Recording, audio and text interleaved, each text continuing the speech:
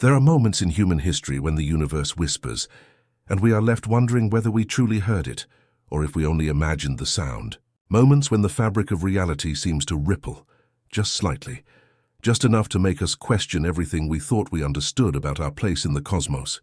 What you are about to hear is the story of one such moment, a moment that began with a single flash of light in the emptiness of space, and ended with humanity staring into a mirror we didn't know existed. This is not a story about invasion. It's not a story about war. It's something far more unsettling, far more beautiful, and far more difficult to explain. This is the story of the night the sky blinked back. Imagine, if you will, the vast darkness of the Pacific Ocean at night. Not the ocean of water, but the ocean of space that stretches beyond our atmosphere, beyond our moon, into regions where human eyes rarely look, and human minds can barely comprehend the distances involved. It's 2:17 in the morning, Greenwich Mean Time. Most of the world is asleep. The stars are performing their ancient dance, predictable, mathematical, indifferent to the dramas unfolding on the small blue world they illuminate. And then, in a region of space where nothing, absolutely nothing, was expected to move, there was light. Not the light of a star being born, not the light of a distant galaxy, but something else. Something sudden, something that shouldn't have been there. The astronomers who witnessed it would later struggle to describe what they saw, not because it was beyond their instruments' capacity to measure, but because it was beyond their conceptual frameworks to explain. The object they had been monitoring, catalogued simply as 3I Atlas, had just done something objects of its type were not supposed to do. It had, for lack of a better word, awakened. Let's step back for a moment and consider what 3I Atlas actually was, or at least what we thought it was before that night. In the terminology of astronomy, the I designation marks something extraordinary. An interstellar visitor, an object that originated not from our solar system, but from the vast spaces between the stars. Before 3I Atlas, humanity had detected only two confirmed interstellar objects. The first, Oumuamua, had caused a sensation when it passed through our cosmic neighborhood in 2017. Its unusual elongated shape and unexpected acceleration, spawning countless theories and debates. The second interstellar visitor had been less dramatic, more predictable. 3I Atlas was meant to be similar, a chunk of ancient matter, perhaps ice and rock bound together in the frozen darkness between stars, now making a brief transit through our solar system before disappearing back into the void from which it came. But 3I Atlas was not behaving like ancient ice and rock. From the moment of its discovery, something about its trajectory troubled the astronomers who plotted its course. Orbital mechanics is one of the most precise sciences we possess.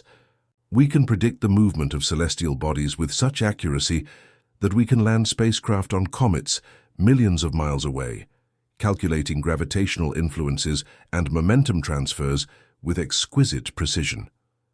Yet 3I Atlas seemed to slip through the net of these calculations. Its path curved when it should have been straight. It accelerated when it should have been coasting. And on that night, at 2:17 in the morning GMT, it flashed with energy. When it should have been cold and dark and silent, the timestamp became important later. 2:17 a.m. It's strange how certain numbers embed themselves in historical memory, isn't it? Where were you when the clock read that particular configuration of digits? For most people, the answer is simple: asleep, dreaming, unaware. But for the handful of astronomers monitoring the night sky, for the satellite systems automatically recording data from space, for the deep space monitoring networks scattered across the globe, 2:17 a.m. became a before and after moment. Before that flash, 3I Atlas was a curiosity, an interesting anomaly worth studying but not particularly alarming. After that flash, everything changed. The energy spike itself lasted only a fraction of a second, but in that brief interval, 3I Atlas released more energy than it should have been capable of containing. Think of it this way. If you saw a rock sitting on the ground suddenly emit a flash of light bright enough to illuminate an entire room, you would immediately know that what you were looking at wasn't just a rock. Something was happening inside it, something involving energy transformation, possibly a chemical reaction, possibly something more exotic. Now scale that up to an object several hundred meters across, drifting through the vacuum of space, and you begin to understand the magnitude of what was observed. This wasn't outgassing, wasn't reflected sunlight, wasn't any of the normal phenomena that can make space objects appear to brighten. This was active. This was energetic. This was, in a word that scientists are usually reluctant to use, deliberate. But let's not get ahead of ourselves. Let's stay in that moment, in the hours immediately following the flash, when the data was still being analyzed and verified, when the possibility of instrument error or cosmic coincidence still seemed plausible. In observatory control rooms, astronomers pulled up their recordings, ran the numbers again, checked their calibrations. The flash had been detected by multiple independent systems. Satellites in different orbits had registered it. Ground-based telescopes across 3 continents had caught the spike in their sensors. Whatever had happened, it was real. It had occurred in consensus reality, not in the imagination of a single observer or the malfunction of a single instrument. And that's when the questions began. Not the comfortable questions of normal astronomy. Questions about composition and trajectory, about orbital elements and spectroscopic signatures. No, these were different questions. These were questions that brushed up against the boundaries of what we allow ourselves to seriously consider. If 3I Atlas had released energy, where did that energy come from? If it had produced a flash visible across millions of miles of space, what mechanism could possibly account for such an event? And perhaps most unsettling of all, if this interstellar visitor was not just a passive chunk of matter, but something capable of active behavior, what did that mean for our understanding of what was drifting through our solar system? The object that shouldn't exist. That's what some researchers began calling it in their private communications, though never in official reports. In the language of science, things either exist or they don't. There's no middle ground, no category for objects that violate our expectations so thoroughly that we struggle to fit them into our taxonomies of reality. But 3I Atlas occupied exactly that uncertain territory. It existed, the data confirmed that much, but it existed in a way that contradicted our models of what interstellar objects were supposed to be and how they were supposed to behave. The motion was the first clue that something was deeply wrong. When you track an object moving through space, you're essentially watching the universe's most precise game of billiards. Every movement is the result of forces, gravity, momentum, occasionally the subtle push of radiation pressure from the sun. With enough data, you can work backwards from an object's current trajectory to figure out where it came from, and forward to predict where it's going. This is routine work, the bread and butter of celestial mechanics. But with 3I Atlas, the calculations kept breaking down. The object would be where it was supposed to be, more or less, and then suddenly it would be somewhere else, having accelerated in ways that the models couldn't account for. At first, the astronomers tried to fit it into known categories. Perhaps it was outgassing, they suggested. Even objects that appear solid can have volatile materials trapped within them, and when these materials are heated by the sun, they can vent into space, creating a tiny rocket effect that nudges the object in unexpected directions. This had been one of the leading theories for Oumuamua's strange acceleration, but 3I Atlas showed no signs of outgassing, no tail of material streaming behind it, no visible jets of vapor escaping from its surface. It was simply accelerating, cleanly and inexplicably, as if guided by forces we couldn't detect. Radiation pressure was another possibility. The sun's light, though it seems weightless, actually exerts a tiny but measurable pressure on objects in space. For something with the right shape and reflectivity, this pressure could conceivably account for small accelerations. But again, the math didn't work. The acceleration of 3I Atlas was too large, too directional, too consistent to be explained by the passive absorption of sunlight. And then there was the gravitational slingshot effect, where an object picks up speed by whipping around a planet or other massive body.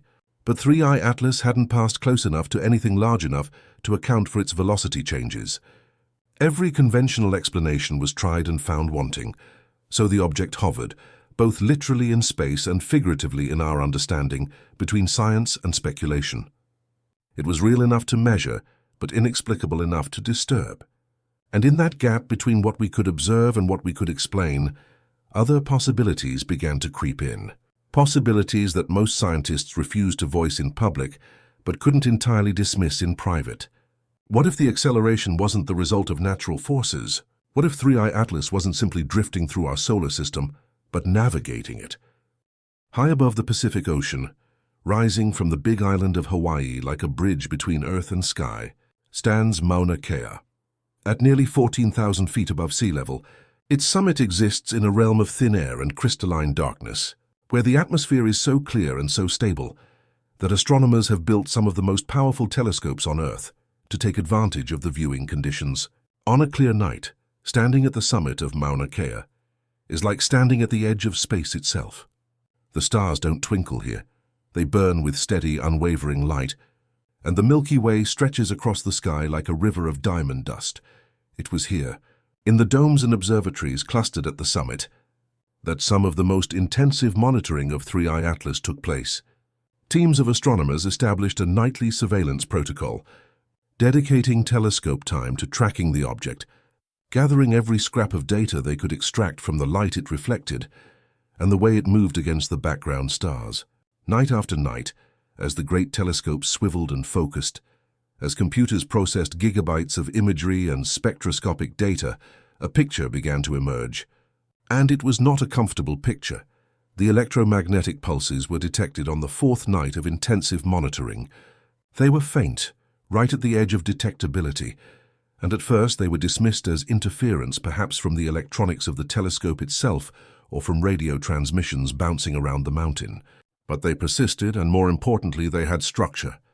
They weren't random bursts of noise, but regular rhythmic patterns that repeated at consistent intervals. The technical staff checked and rechecked their equipment, looking for the source of the interference. But every test confirmed the same thing. The pulses were coming from the direction of 3I Atlas. Imagine being in that control room, watching the data stream in, seeing those regular pulses appear on your monitors. Imagine the slow creeping realization that what you're detecting isn't a malfunction or interference, but a signal from an object that's supposed to be nothing more than a frozen relic from interstellar space. The team debated for hours. Could it be natural? There are pulsars, of course, neutron stars that emit regular pulses of electromagnetic radiation, like cosmic lighthouses. But pulsars are predictable, catalogued, and none of them were in the direction of 3I Atlas. Could it be some kind of interaction between the object and the solar wind, creating regular patterns in the way a flag flutters in the breeze? Possible, perhaps, but the regularity was too precise, too structured. One of the technicians during the fourth night of monitoring allegedly made a comment that would later be repeated in countless discussions and reports, though always with the qualifier allegedly, as if the words themselves were too dangerous to confirm. "It's like it's responding to something," the technician supposedly whispered, staring at the screen where the pulses marched in their steady rhythm. Responding to what? To our observation? To signals we weren't even aware we were sending? Or to something else entirely, something beyond our ability to detect or understand? The idea that 3I Atlas might be communicating, or attempting to communicate, transformed the entire nature of the investigation. This was no longer just astronomy. This was venturing into territory that humanity had speculated about for decades, but never actually encountered: the possibility of contact with non-human intelligence. And yet, how do you make that leap? How do you go from detecting regular electromagnetic pulses to concluding that you're witnessing an attempt at communication? The history of science is full of cautionary tales about pattern-seeking behavior, about humans' tendency to see intention and design in random noise. The pulses could still be natural phenomena, just ones we didn't yet understand. But natural or not, the pulses were there, regular and rhythmic, emanating from an object that had already defied explanation in multiple ways. The astronomers at Mauna Kea continued their nightly vigils, gathering data, building up a statistical picture of the pulses' characteristics. They measured their frequency, their intensity, their timing. They looked for variations, for patterns within the patterns, and the more they looked, the less random it appeared. The pulses had a structure that reminded some observers of data transmission, of information being encoded in electromagnetic waves. It was, as one researcher put it, like listening to a conversation in a language you don't speak. You can't understand the words, but you can tell that words are being spoken. Across the Atlantic, in the radio-quiet zones of Europe, where massive arrays of antennas listened to the whispers of the cosmos, another piece of the puzzle was falling into place. Radio astronomy operates on a different principle than optical astronomy. Instead of gathering visible light, radio telescopes collect radio waves, the long-wavelength electromagnetic radiation that can pass through dust clouds and reveal hidden structures in the universe. Radio astronomers listen to the sky, and on one particular night, they heard something that made no sense at all. The burst was brief, lasting only a few seconds, but in those seconds, it packed enough information that the automated systems flagged it immediately as anomalous. What made it truly strange was its modulation. Radio waves can be modulated, their characteristics altered in systematic ways to encode information. This is the basis of all radio communication, from AM radio to Wi-Fi. Natural sources of radio waves, stars, galaxies, pulsars, generally don't produce modulated signals. They might vary in intensity, might have structure, but they don't modulate in the way that signals carrying information do.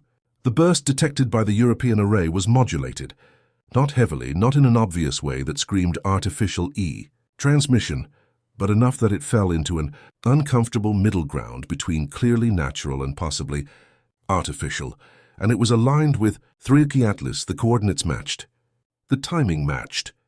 The burst had originated from the direction of the interstellar object, or at least had passed through that region of space. The radio astronomers did what scientists always do when confronted with anomalous data. They checked their equipment. They looked for terrestrial sources of interference. They considered every possible mundane explanation. But the burst had characteristics that didn't fit any easy explanation. It was too brief to be most forms of interference. Its frequency was wrong for satellite transmissions. Its modulation pattern didn't match any known communication protocol, and then someone tried to decode it. This is where the story takes a turn from merely strange to genuinely unsettling. When you attempt to decode a signal, you're looking for patterns, for structure that might represent language or data. There are countless ways to encode information in radio waves, and without knowing the encoding scheme, decoding is more art than science, more guesswork than calculation. The team tried various approaches, running the signal through different filters and transformation algorithms, looking for anything that might resemble a message. What they found was sequences. Mathematical sequences, patterns of numbers that looked almost but not quite random. And some of these sequences were familiar. Too familiar. They mirrored patterns that Earth had transmitted into space decades earlier, during the early days of SETI and active messaging to the cosmos. The Arecibo message, broadcast in 1974, had contained mathematical patterns, representations of DNA structure, depictions of the solar system. The signal from 3i Atlas didn't contain exact copies of those messages, but it contained elements that were eerily similar, like echoes or variations on a theme. Was it echoing us? The question hung in the air of the research facility, unspoken but present in every mind that examined the data. If something out there had received our broadcasts, if it had analyzed them, and was now sending back variations, that would be... what exactly? First contact, a response to humanity's call into the void? Or was it something more unsettling, something that spoke to an intelligence that had been listening far longer than we'd been broadcasting, that had learned our patterns and was now reflecting them back at us? One researcher, in a moment of dark humor, suggested an even more disturbing possibility. What if it wasn't echoing us, but mocking us? What if this was the cosmic equivalent of a predator mimicking its prey? 2 weeks after the initial flash at 2:17 a.m., just as the astronomical community was beginning to form tentative theories about 3i Atlas, just as the debate between natural phenomenon and something more exotic was reaching a fever pitch, the object did it again. Another energy spike, another sudden release of electromagnetic radiation that lit up sensors across the Earth-facing hemisphere. But this second surge was different. It was directional. It was aimed. The magnetosphere is Earth's protective shield, an invisible bubble of magnetic field that extends thousands of miles into space and deflects the worst of the solar wind and cosmic radiation that constantly bombards our planet. Without the magnetosphere, life as we know it couldn't exist. The sun's radiation would strip away our atmosphere, sterilize the surface, leave Earth as dead as Mars. We don't usually think about the magnetosphere because we can't see it, can't feel it, but it's there, constantly flexing and rippling as it absorbs impacts from space weather. When the second energy surge from 3I Atlas hit Earth's magnetosphere, instruments around the world registered the impact. It wasn't physical in the conventional sense. Nothing solid struck the planet.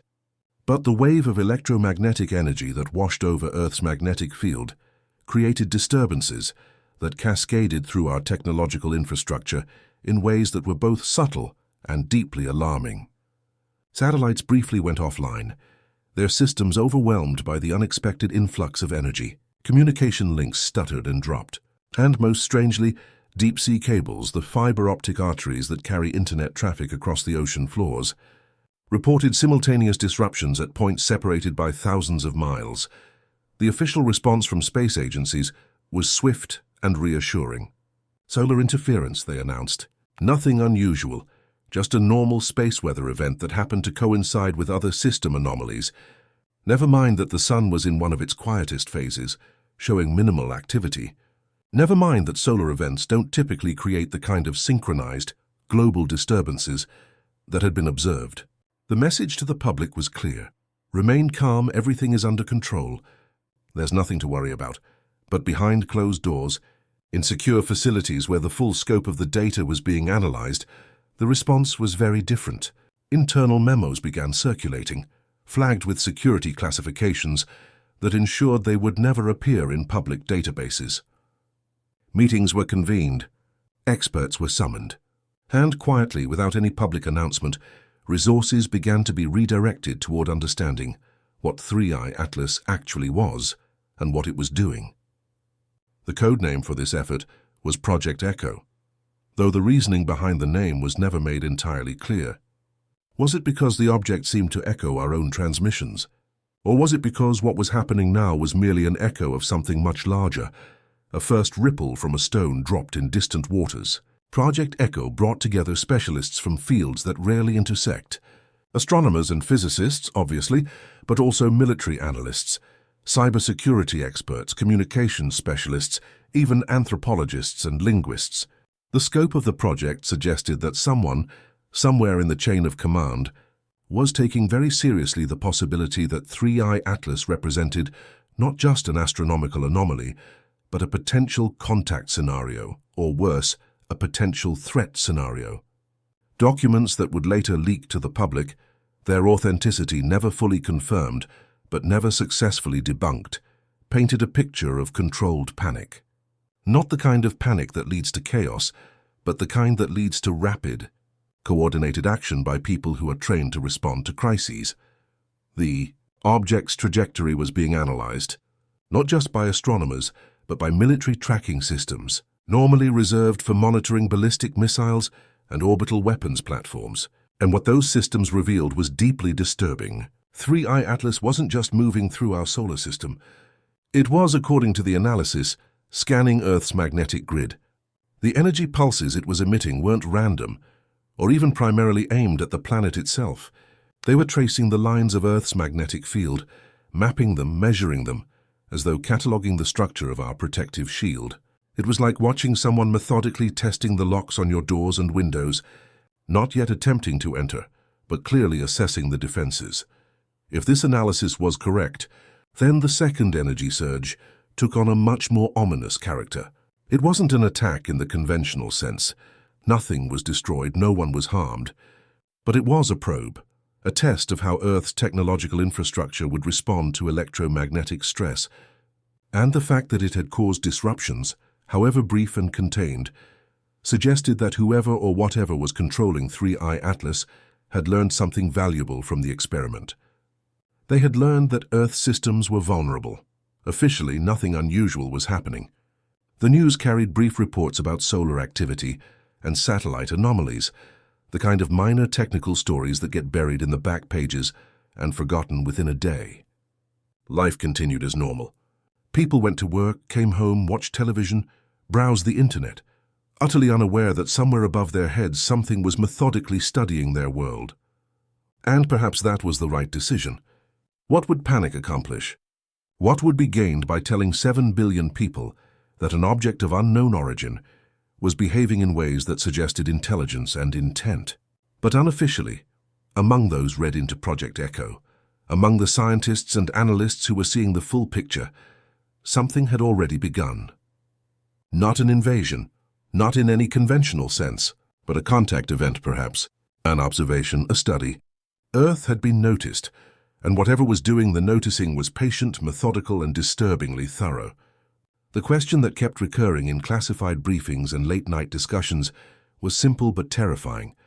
If this is what we can detect, what aren't we seeing? What else is happening that our instruments aren't sophisticated enough to measure? When you look at data from space, you're looking at patterns.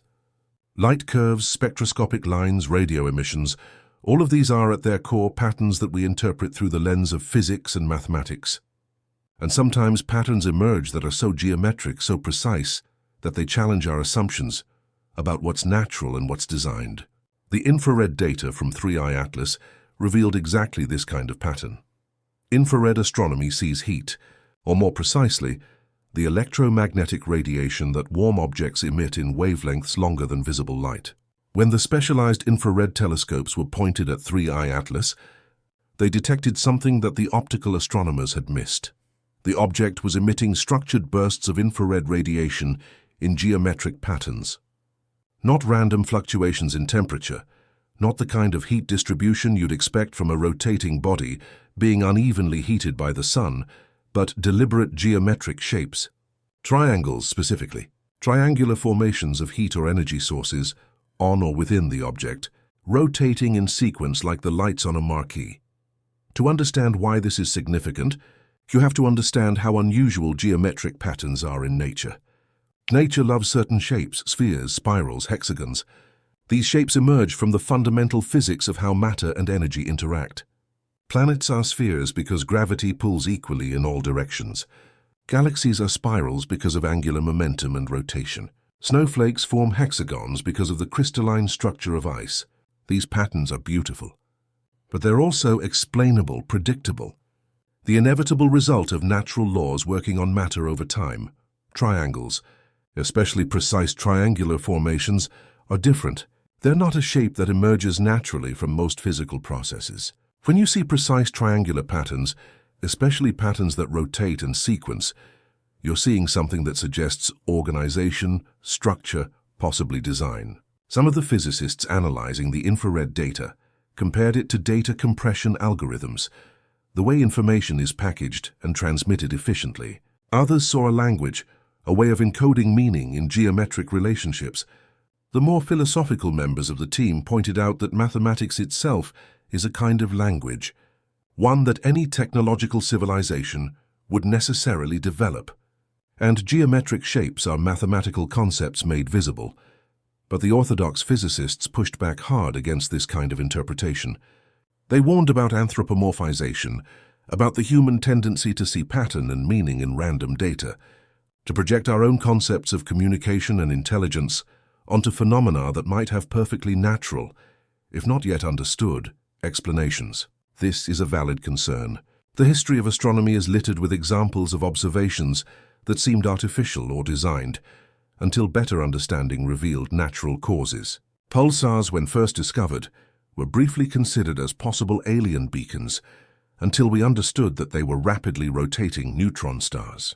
The face on Mars turned out to be a trick of light and shadow on an ordinary mesa, yet the symmetry of the infrared patterns from 3i Atlas was undeniable. It repeated too consistently to be random. It changed in ways that suggested response to external conditions. And most tellingly, it synchronized with the electromagnetic pulses that had been detected earlier. The rotating triangular patterns in the infrared spectrum pulsed in rhythm with the radio emissions, suggesting that whatever was producing one phenomenon was also producing the other. This wasn't multiple unrelated anomalies happening to occur on the same object. This was a coordinated system, different components working in concert. The sky, it seemed, had started communicating in mathematics. Whether that communication was directed at Earth, or whether we were simply overhearing something not intended for us, remained unclear.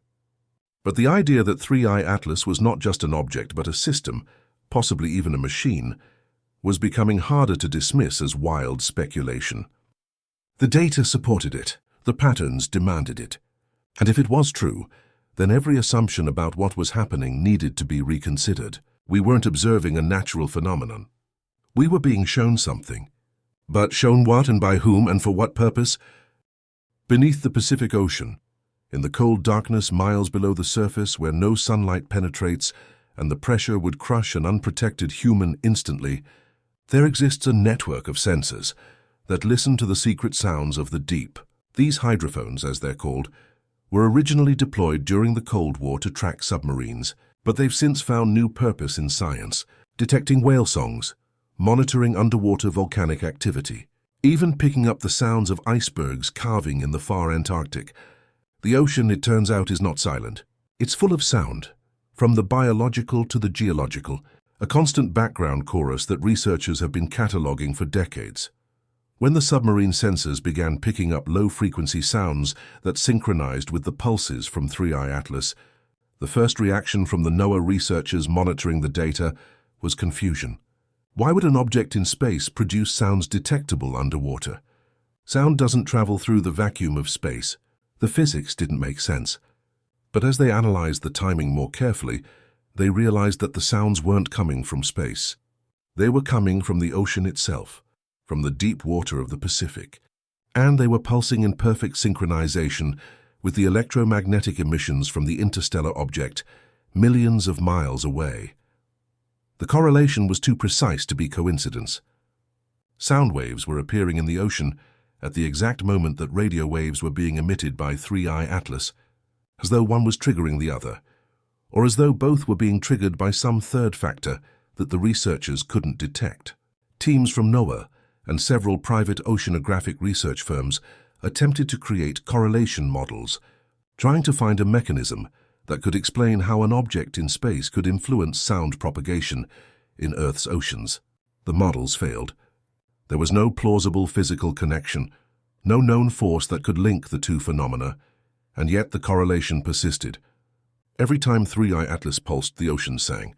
Not loudly, not in a way that would be noticeable without sensitive instruments, but consistently, rhythmically, like an echo across different mediums. Some researchers proposed that the electromagnetic pulses from the object were somehow interacting with Earth's magnetic field, and that interaction was creating subtle pressure waves in the ionosphere, which then propagated down through the atmosphere and into the ocean. It was a tortured explanation, requiring several steps of energy conversion that were at best poorly understood. But it was the only hypothesis that didn't require abandoning known physics entirely. The official public reports on this phenomenon were heavily redacted. You can find them if you know where to look, archived in databases of oceanographic research, but the key findings are replaced with black bars and vague statements about ongoing analysis and data quality concerns. The redaction itself raises questions. If the correlation was just a coincidence or a measurement error, why classify it? Why prevent the scientific community from examining the data and offering alternative explanations? The fact that the information was suppressed suggests that someone somewhere found it significant enough to be dangerous, an unverified claim that circulated among researchers who had access to the unredacted data, a claim that was never officially confirmed but was never successfully debunked either, suggests that the low-frequency sounds didn't just correlate with 3I Atlas's pulses, they mirrored seismic wave patterns. Specifically, they resembled the kind of acoustic returns you get when you use sonar to map the ocean floor, when sound waves bounce off underwater topography and return to the sensor in patterns that reveal the shape of what they struck. But these sounds weren't being produced by any human sonar system. They were just appearing in the water, at multiple locations separated by thousands of miles, all pulsing in sync with an object in space. The implication, if this unverified claim was accurate, was staggering. It meant that something was using the Earth's ocean as a medium for sonar mapping. And the acoustic signature suggested that the sound waves were bouncing off something metallic, something with a different density and reflectivity than water or rock or biological tissue. Metallic structures in the deep ocean, multiple locations, all responding to pulses synchronized with 3I Atlas. The mind recoils from the obvious implication, searching for alternative explanations, for ways to make this less alarming.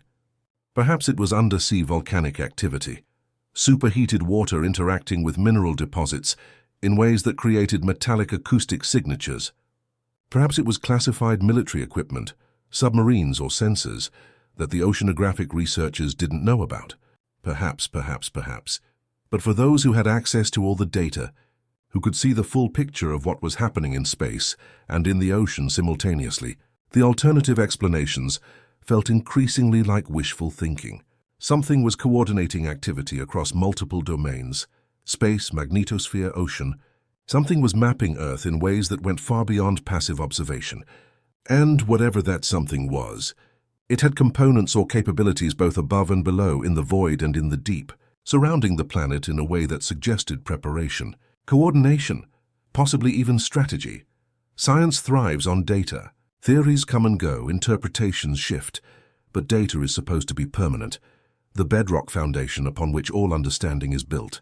So when data starts disappearing, when observations vanish from databases and files become corrupted, it doesn't just create gaps in knowledge. It creates suspicion, paranoia, the sense that reality itself is being edited. And that's exactly what began happening with the observational data on 3I Atlas. It started subtly. An astronomer at a university observatory would submit their nightly readings to the international database that coordinates observations across facilities, only to find that their entry had been flagged as corrupted and removed. They would check their local files, find them intact and resubmit, only to have the same thing happen. Or they would attempt to access the database to compare their readings with those from other observatories, only to discover that their account had been locked, their credentials no longer valid. No explanation provided.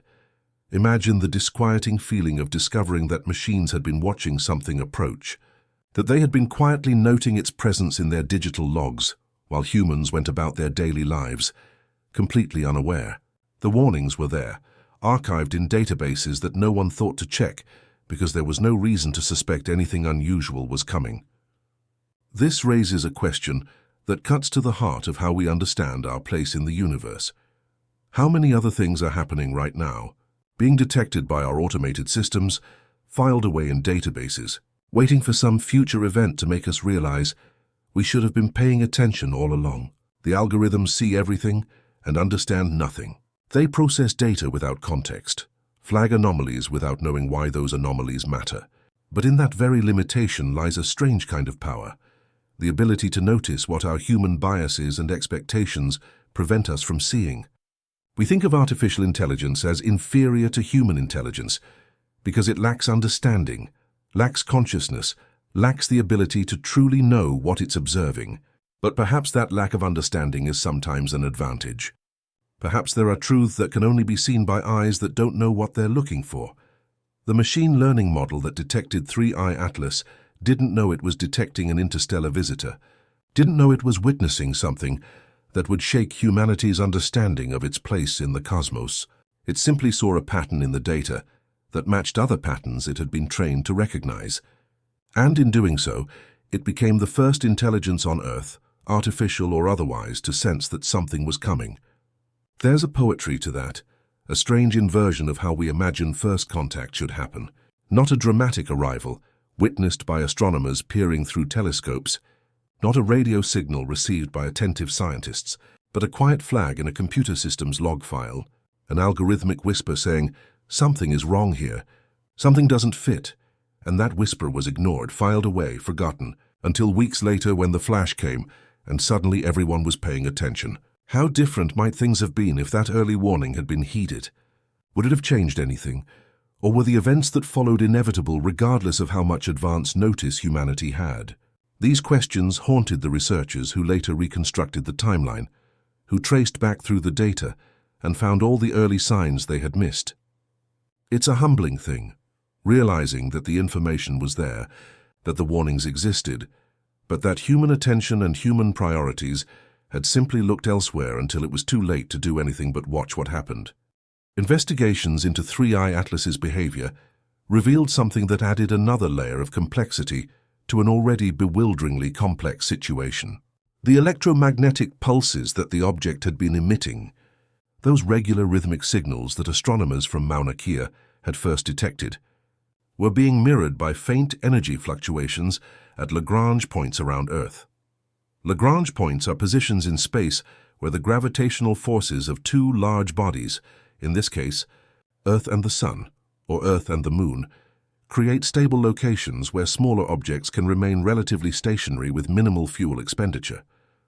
These points are valuable real estate in space, and several of Earth's satellites are positioned at Lagrange points to take advantage of their stability. The energy fluctuations detected at these locations were subtle, barely at the threshold of what our instruments could measure. They weren't strong enough to affect the satellites positioned there, weren't even strong enough to be noticed immediately. It was only when researchers began looking specifically for correlations with 3I Atlas's pulses that they found the pattern.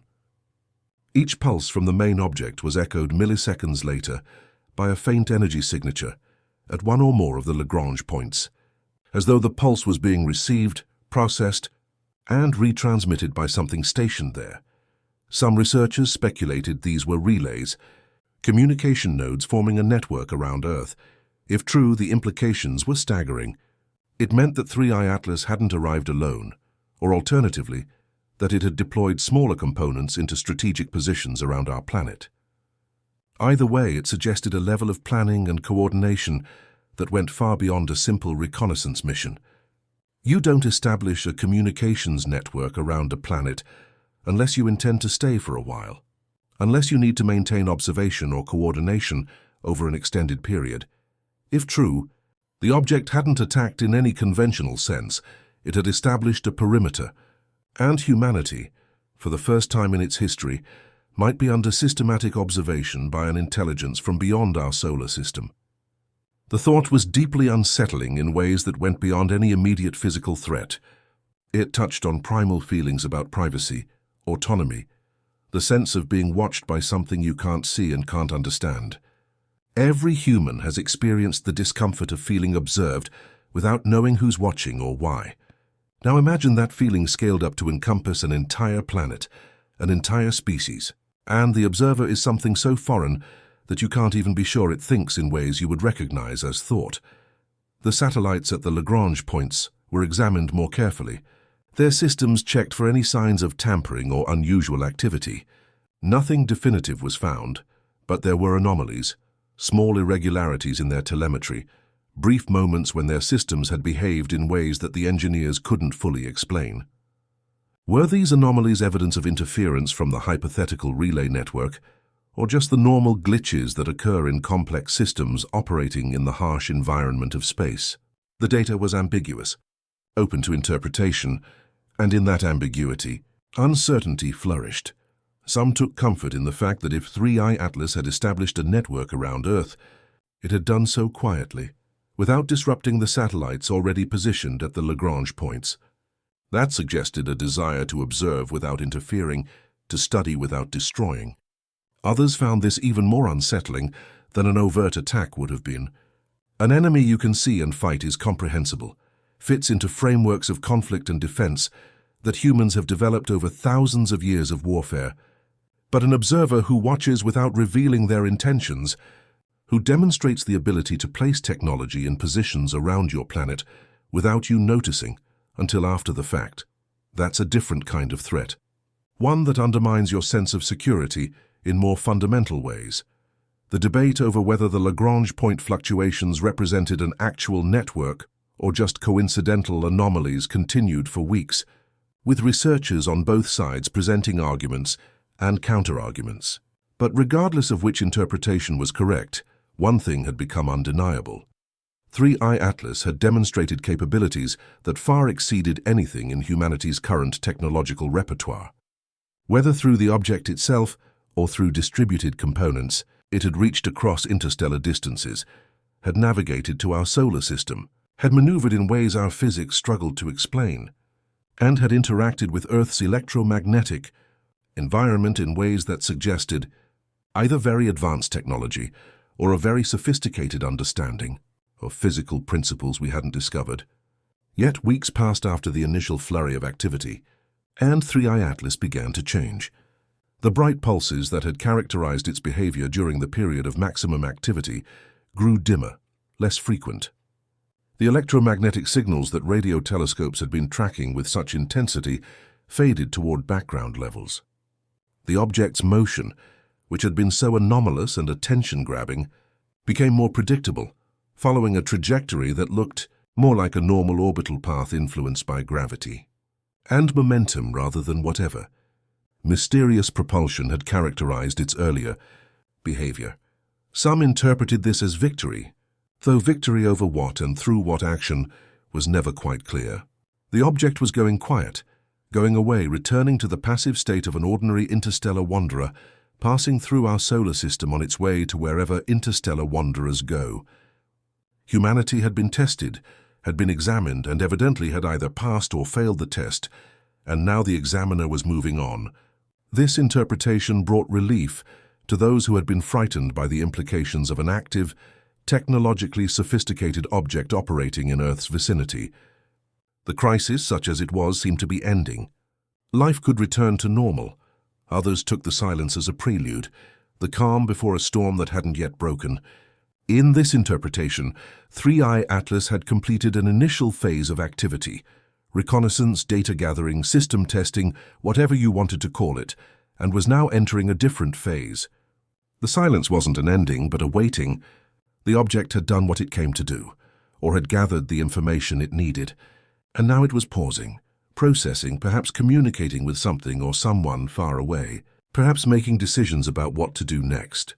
In this view, the dimming and the silence were not reasons for relief but for increased vigilance. Something that could turn on again. And next time humanity might not have even the limited warning it had received before.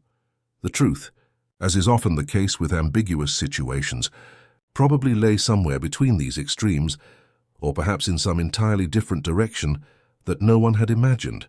But in the absence of clear evidence, in the absence of any direct communication or unambiguous signal of intent, interpretation became everything. The same data that suggested to one person that the danger had passed suggested to another that it had merely changed form. The flickering light in the sky that one observer saw as a farewell was to another observer a wink, a knowing gesture that said, "I'll be back," or "I'm still here, just watching more quietly now." In the absence of evidence, theories multiplied with the speed and enthusiasm that theories always multiply when people are confronted with something they desperately want to understand but can't. Forums and discussion boards filled with speculation. Academic papers were drafted, arguing various interpretations of the available data. News programs brought on expert after expert, each with their own take on what 3i Atlas was and what its silence meant.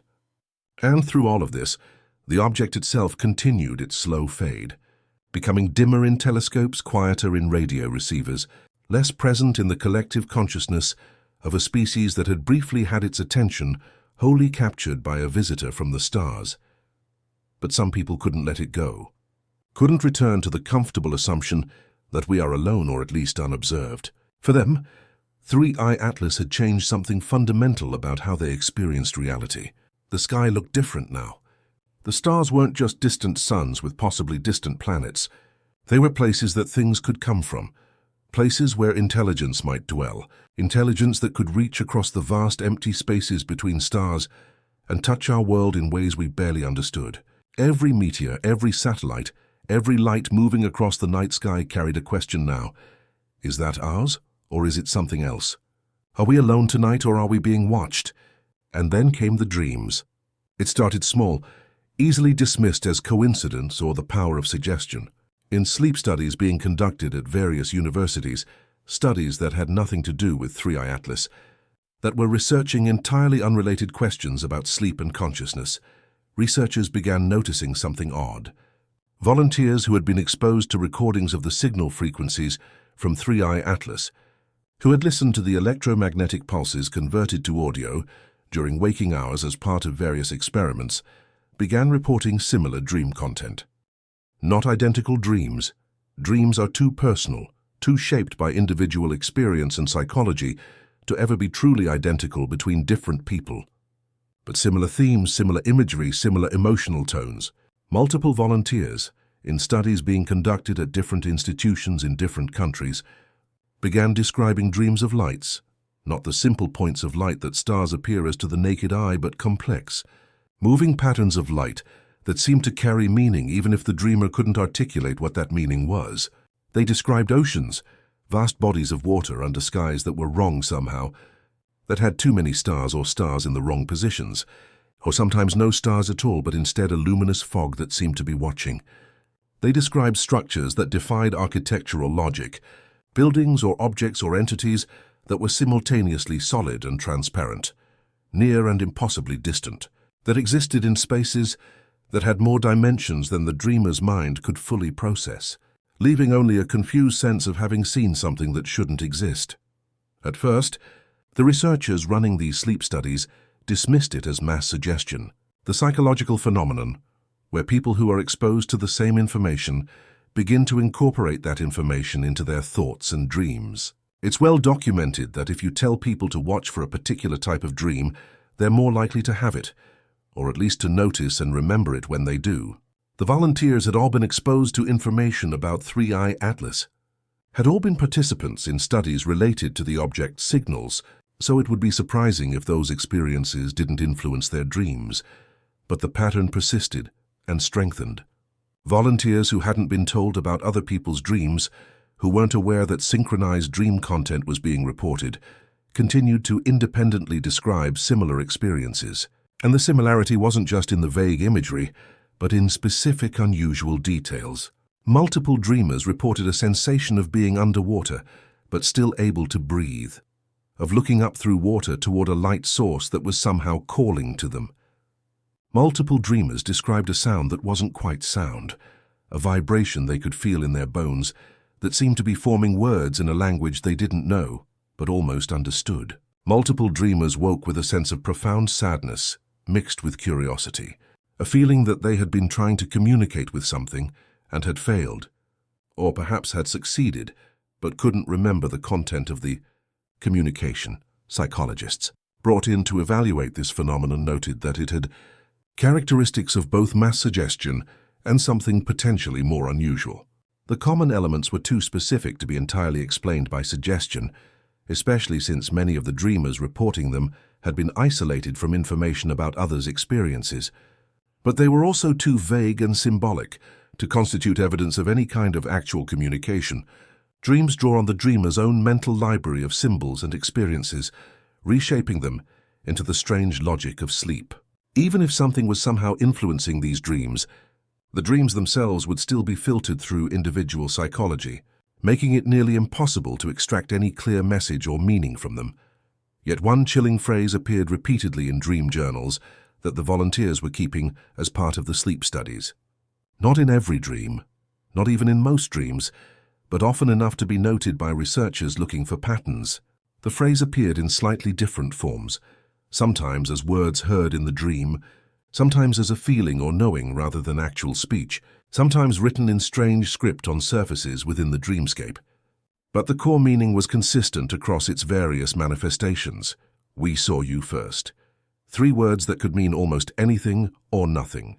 Were they a message from Three-Eye Atlas or whatever intelligence might be associated with it, somehow imprinting itself on human consciousness through the medium of dreams? Were they a collective anxiety expressed through symbolic dream language, the fear that humanity's emergence into space had been observed by something that was already out there watching? Were they simply a phrase that, once a few people had reported it, became a kind of mental virus spreading through the population of dream study volunteers through the power of suggestion and the human tendency to find patterns? The researchers had no definitive answers, only more questions. They expanded their studies, bringing in new volunteers who had never been exposed to Three-Eye Atlas signals, keeping some groups completely isolated from information about what other dreamers were experiencing. They analyzed the electromagnetic frequencies from Three-Eye Atlas in greater detail, looking for anything that might explain how they could influence human brain activity. They consulted with neurologists about whether the specific frequencies could interact with the neural oscillations associated with sleep and dreaming. None of this produced clear conclusions, only more data that needed to be interpreted, more patterns that might be meaningful or might be random.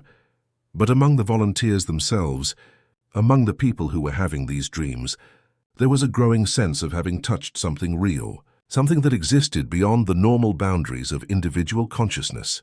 They formed communities, online and in person, sharing their experiences in detail, comparing notes on the imagery and sensations they were encountering in sleep.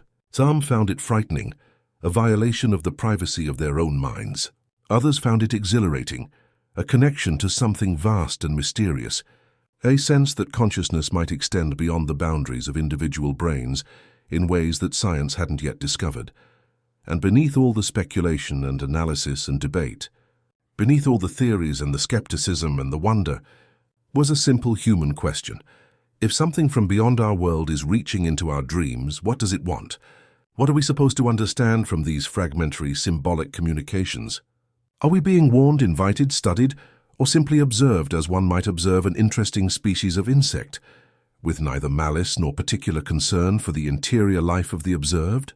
The phrase "we saw you first" echoed through discussions and papers and late-night conversations. If taken literally, it implied that human civilization had been observed before we became aware of the observers, that our emergence into technological capability had been noted by intelligences that were already out there among the stars. It suggested that whatever 3i Atlas represented, it wasn't a first contact from our perspective alone, but a response to humanity's presence, a reaching back toward a species that had been noticed, catalogued, perhaps watched for years or decades or longer before we ever suspected we weren't alone. Thinkers from various fields began to gather, not in any official capacity, but through organic networks of interest and concern.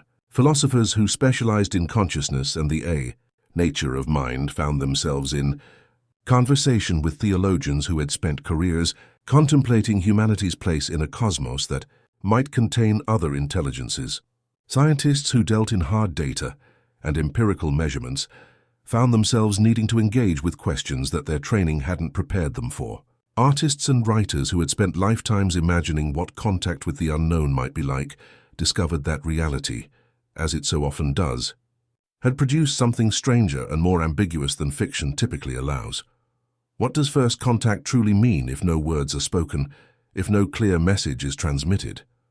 Throughout human history, the imagination of contact with extraterrestrial intelligence has usually involved some form of communication, some exchange of information or intention. We picture radio signals containing mathematical proofs or imagery, picture spacecraft landing, and doors opening to reveal beings who can somehow make their purposes known.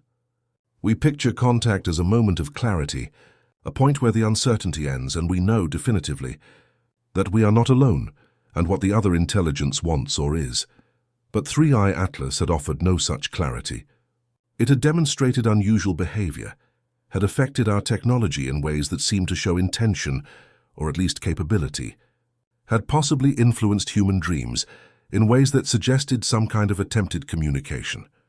But it had never made its purposes clear, had never provided the moment of unambiguous contact that would settle all questions and allow humanity to move forward with certainty about what was happening. Instead, it had created a situation of permanent ambiguity, where every piece of data could be interpreted multiple ways, where reasonable people examining the same evidence could come to radically different conclusions about what it meant. Was this deliberate? Had 3i Atlas or the intelligence behind it intentionally created this ambiguity, either as a test of how humanity would respond or because its own nature made clear communication impossible? Or was the ambiguity simply an unavoidable consequence of contact between intelligences so different that they lacked any common framework for understanding each other? A human and a dolphin could both recognize each other as intelligent beings, could even interact in limited ways, but they would never be able to truly communicate because their modes of thought and perception are too fundamentally different. Perhaps the silence, the ambiguity, the frustrating lack of clear meaning in everything 3i Atlas did was the same kind of unbridgeable gap, the same fundamental incommensurability of minds shaped by utterly different evolutionary paths on utterly different worlds. The event forced civilization to confront an ancient question that had remained largely theoretical until now. Are we explorers or the explored? Humanity's self-conception, particularly in the modern era, has centered heavily on the role of explorer, discoverer, the intelligent species reaching outward from its home planet to investigate the cosmos. We send probes to other planets, telescopes to observe distant stars, radio signals out into the void announcing our presence. We imagine ourselves as active agents in the universe, seeking knowledge and contact on our own terms. But 3i Atlas suggested a different dynamic, one where humanity was not the explorer, but the explored, not the discoverer, but the discovered. If the object had indeed been observing Earth, studying our civilization, cataloguing our capabilities and behavior, then we were the specimens, the subjects of someone else's research project. This inversion of roles was psychologically difficult for many people to accept. It placed humanity in a position of passivity and vulnerability, suggested that our fate might be determined by decisions made by intelligences we couldn't communicate with or understand. The philosophers gathered to discuss these questions found no easy answers. But they found questions that cut to the heart of what it means to be human in a universe that might be populated by other minds. If we are being observed, do we have any say in how we're seen? Can we present ourselves intentionally? Or are we simply whatever we appear to be from the outside? If contact occurs but communication proves impossible, how do we negotiate relationships with beings we can never truly understand? What ethical frameworks apply when dealing with intelligence so foreign that we can't be sure it has ethics in any sense we would recognize? Some theologians saw in 3i Atlas a kind of test or revelation, a challenge from the cosmos that forced humanity to confront its own limitations and assumptions. Others saw it as a reminder of the divine mystery, the irreducible strangeness of existence that can never be fully captured by human categories and explanations. Some religious thinkers embraced the possibility of other intelligences as an expansion of creation, a demonstration of the Creator's infinite creativity. Others struggled with how to fit non-human intelligence into theological frameworks built around humanity's special relationship with the divine. Scientists, meanwhile, grappled with the humbling recognition that the universe might contain phenomena that their methods couldn't fully capture or explain. Science succeeds by building models, theories that explain observations and make predictions about future behavior. But what do you do when the phenomenon you're trying to understand seems to operate outside the models you have, when its behavior doesn't fit the patterns you can measure and predict? Do you expand your models, develop new theories that can accommodate the anomalous data? Or do you acknowledge that some things might lie permanently beyond the reach of scientific understanding? Not because the science is inadequate, but because the thing being studied operates according to principles that don't translate into the language of mathematics and empirical observation. These discussions continued long after 3i Atlas had faded from immediate public attention, long after the news cycles had moved on to more immediate concerns. The people gathered to contemplate these questions weren't looking for quick answers or sound bites. They were engaging with fundamental uncertainties about existence, consciousness, intelligence, and humanity's place in a cosmos that had just demonstrated itself to be far stranger than conventional science had led us to believe. By month's end, 3i Atlas had faded beyond the detection threshold of most instruments. The electromagnetic pulses had ceased entirely. The visual signature had dimmed to the point where only the most powerful telescopes under ideal conditions could still detect any trace of the object. Its trajectory carried it away from Earth, away from the Sun, back out into the interstellar medium from which it had emerged months earlier. Every attempt to re-establish contact, to provoke another response, to somehow communicate humanity's questions and curiosity, met with silence. The object had gone quiet in a way that felt absolute and final. Some believed it had simply moved on, completed whatever purpose had brought it to our solar system, and departed for other destinations among the stars. This interpretation allowed for a kind of closure, a sense that the event had a beginning, middle, and end, and that the end had now arrived. Humanity could return to its normal existence, altered by the knowledge that we had been visited, but no longer actively engaged with the visitor. Others whispered that 3i Atlas had simply gone quiet, that it remained present in ways we couldn't detect, watching from a distance or through instruments and methods we had no way of sensing. In this view, the silence wasn't an ending, but a change in operational mode. The object had been loud and obvious during its period of active observation or communication, or whatever its visible activities had represented. Now it had entered a passive phase, receiving rather than transmitting, observing without announcing its presence, waiting for something, for humanity's next move, for instructions from whatever intelligence had sent it, for conditions that would trigger its next phase of activity. The residual signature that lingered in Earth's magnetosphere lent some support to this interpretation. Even after the object itself had faded from view, there remained faint anomalies in the planet's magnetic field, subtle patterns that hadn't been there before 3I Atlas's arrival and that persisted after its apparent departure. These patterns were too faint to cause any measurable effects on technology or the environment, but they were there, detectable with sensitive instruments, like a watermark left on the cosmos, a faint trace that said something happened here. Something changed. Researchers studied these magnetic anomalies intensely, trying to understand their structure and whether they carried information. The patterns were complex, showing organization at multiple scales from the global structure of Earth's magnetic field down to fluctuations detectable only by the most sensitive magnetometers. Whether this organization represented encoded information or just the natural result of whatever process had created, the anomalies remained unknown. Teams of cryptographers and linguists and information theorists analyzed the patterns, looking for anything that might be a message. But if there was meaning in the magnetic watermarks, it eluded discovery.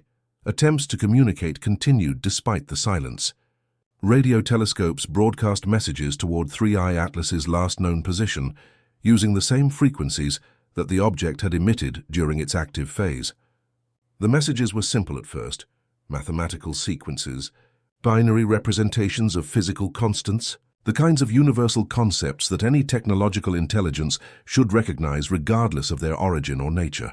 When these produced no response, the messages became more complex and more human.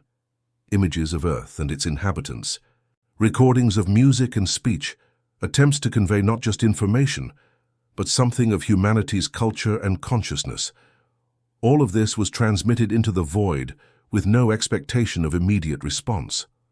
If 3I Atlas was still receiving, if it was processing these messages and formulating responses, there was no way to know. The silence remained unbroken.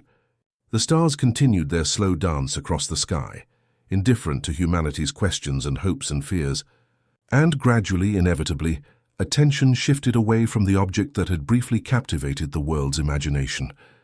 But for those who had been deeply involved in the event, who had watched the data come in night after night, who had struggled to understand what was happening and what it meant, there was no real return to normal. They had seen something that couldn't be unseen, had confronted questions that couldn't be unanswered simply by ignoring them. The universe had revealed itself to be stranger and more populated than most people had believed, and that revelation couldn't be taken back or forgotten. Some of them continued monitoring, continued watching that region of space where 3I Atlas had been, hoping for any sign that the object might return or reactivate, or finally provide the clear communication that had been absent throughout the encounter. They maintained networks of amateur and professional observers, shared data through unofficial channels, kept the conversation alive even as official interest waned, and funding for 3I Atlas-related research dried up. They became a kind of priesthood of the unknown, devoted to maintaining vigilance and preserving knowledge of what had occurred. These watchers came from all walks of life, united not by credentials or institutional affiliation, but by the shared experience of having witnessed something that changed their relationship with the cosmos. There was the retired engineer in New Mexico who had converted his garage into a listening station, antenna arrays pointing skyward like metal flowers seeking some distant sun. There was the graduate student in Tokyo, whose dissertation on radio astronomy had been derailed by the appearance of 3I Atlas, who now spent her nights collecting data that her advisors told her would never lead to a publishable paper. There was the amateur astronomer in rural Australia, a sheep farmer by day, who had photographed the initial flash purely by chance and now felt a responsibility to continue watching, as though his accidental witness had bound him to some cosmic duty. They shared their observations through encrypted forums and private message boards, knowing that much of what they discussed would sound like conspiracy theory or delusion to outsiders. But among themselves, in that community of the committed and the curious, there was understanding. They had all seen the data, had all watched the patterns emerge and then vanish, had all felt the particular vertigo that comes from realizing the universe is not what you thought it was. They spoke a language that only they fully understood, built from technical terminology and shared reference points, and the kind of shorthand that develops in any tight-knit community. Every few weeks, someone would report an anomaly, a brief electromagnetic spike from that region of space, an unusual pattern in the cosmic background radiation, something that might be a signal or might be nothing. The reports would circulate through the network, analyzed and debated, cross-referenced with other observations, subjected to the kind of peer review that happens in communities, bound by passion rather than institution. Most of the anomalies turned out to be false alarms, artifacts of equipment limitations, or misinterpretation of natural phenomena. But the watchers continued watching, because the alternative, abandoning the vigil, returning to the comfortable assumption that 3i Atlas had been a singular event now concluded, felt like a betrayal of something important. They became amateur archivists as well as observers, collecting and preserving every scrap of information about 3i Atlas that they could find, official reports, before they were redacted or removed from public access, leaked documents from government agencies and research institutions, video footage from amateur astronomers around the world, showing the object from different angles and at different phases of its activity, transcripts of radio communications between observatories, personal accounts from people who had been involved in the monitoring and analysis. All of this was catalogued, duplicated, distributed across multiple locations and platforms to ensure that even if one archive was compromised or destroyed, the knowledge would survive. There was a quiet defiance in this preservation work, a resistance against the official tendency toward forgetting, toward minimizing, toward explaining away. The watchers understood, perhaps better than most, that institutional memory is selective and fragile. What doesn't fit comfortable narratives gets smoothed away, reinterpreted, filed under categories that render it less threatening and less strange. They had seen it happening already with 3i Atlas, the initial excitement, and concern gradually being replaced by official statements that emphasized natural explanations and downplayed the anomalous aspects. In a few years, if the process continued unchecked, 3i Atlas might be remembered as little more than an unusual interstellar object, interesting to astronomers, but ultimately explicable within conventional frameworks. The watchers were determined that this wouldn't be the only version of events that survived. Their archives told a different story, one that preserved the strangeness and the uncertainty, that refused to explain away the aspects of the encounter that didn't fit neat categories. Future generations, they reasoned, should have access to the full complexity of what had occurred, not just the sanitized version that official sources might present. Whether those future generations would find the truth in the official accounts or in the alternative archives maintained by this scattered community of devoted observers, that was a question that only time would answer. In the years that followed, though we're getting ahead of ourselves now, projecting forward from that immediate aftermath, the memory of 3i Atlas would gradually transform in the public consciousness. For those who hadn't experienced it directly, it would become another strange event in a world full of strange events, another mystery to be catalogued alongside all the other things that humans don't fully understand. For some, it would become evidence of alien visitation, proof that we are not alone in the cosmos and that other intelligences are aware of our existence. For others, it would become an example of mass hysteria and misinterpretation, a case where unusual but natural phenomena were inflated by fear and imagination into something far more dramatic than reality warranted. But in those immediate weeks after the object faded from view, the interpretation wasn't yet settled. The experience was still raw and immediate. The questions still burned with urgency. People still looked up at the night sky with a mixture of wonder and unease, still checked news sites hoping for updates, still argued in online forums and coffee shops and university offices about what had really happened and what it meant for humanity's future. The conversations had a particular quality in those weeks, an intensity born from genuine uncertainty about what was being discussed. People weren't just debating abstract possibilities, they were trying to understand something that had actually happened, something that had touched their world in ways both measurable and ineffable. The debates could be heated, passionate, sometimes bitter as different interpretations clashed, and people defended their understanding of events with the fervor that comes from having one's worldview challenged. In university physics departments, graduate students and professors argued over the data, over what could be explained by conventional physics and what seemed to require new understanding. Some insisted that with enough analysis, with the right models and sufficient computational power, all of the anomalies could be resolved into natural phenomena. Others maintained that the data pointed unmistakably toward technological origin, toward intelligence, toward purpose. The arguments went late into the night, blackboards filled with equations and diagrams, voices raised in frustration when communication broke down and people talked past each other in the way that happens when fundamental assumptions diverge. In theological seminaries and religious communities, different kinds of conversations unfolded. What did it mean for humanity's relationship with the divine if we were not alone in the cosmos? Did other intelligences have souls? Had they experienced their own version of revelation, their own prophets and scriptures, or were they perhaps unfallen, existing in some state of grace that humanity had lost? The theological implications branched in countless directions, each tradition bringing its own framework to the question and finding different answers or different versions of the same essential mystery.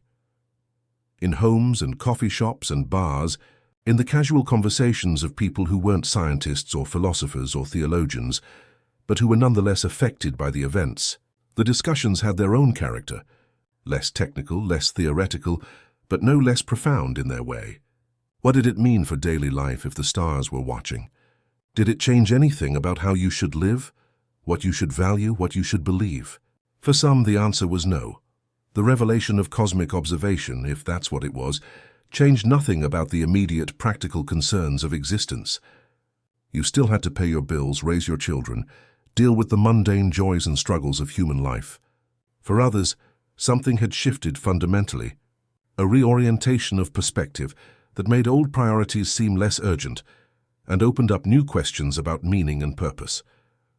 Under a calm night sky, somewhere far from city lights, where the stars are still visible in their full glory, a person might stand and look up and feel the weight of all that empty space, all those billions of stars that are not empty space, but suns with their own possible worlds, their own possible civilizations, their own possible observers watching and wondering if they too are alone.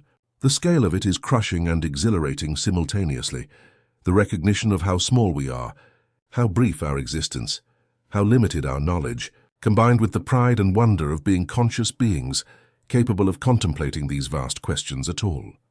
There's a particular kind of awe that comes from truly internalizing the scale of the universe, not just knowing it intellectually, but feeling it in your bones, standing under dark skies, away from the light pollution that obscures the cosmos from most of humanity's view, seeing the Milky Way stretched across the heavens like a river of light.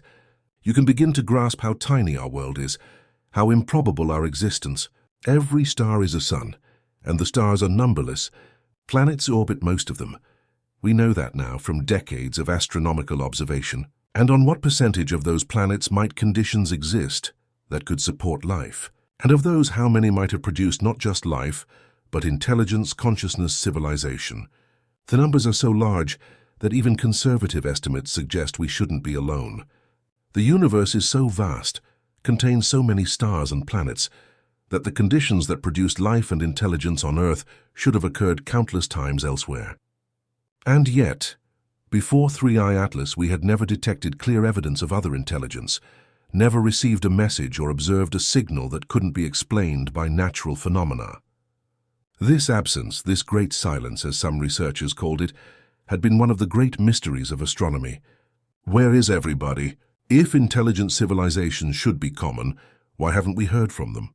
3i Atlas had perhaps begun to answer that question, not with clarity or certainty, but with the suggestion that they are out there, they do exist, and they know we exist. The silence hadn't been broken in the way that earlier generations had imagined. No radio message containing mathematical proofs or pictures, no spacecraft landing with formal ambassadors. Instead, something stranger and more ambiguous, something that raised as many questions as it answered. But the fundamental fact remained. We might not be alone anymore, not in the way we had been alone before.